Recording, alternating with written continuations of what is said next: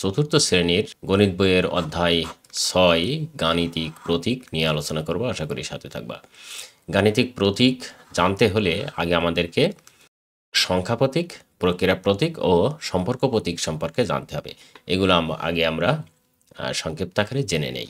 প্রথমে সংখ্যা প্রতীকগুলো আসলে এগুলোকে বলা হয় যেগুলো 0, 1, 2, 3, 4, 5, 6, 7, 8 ও 9 এই 10টি সংখ্যাকে বলা হয়েছে সংখ্যা প্রতীক। এটি গুনলে 10টা হয়, ঠিক 1, 2, 3, 4, 5, 6, 7, 8, 9, 10টা। ওকে।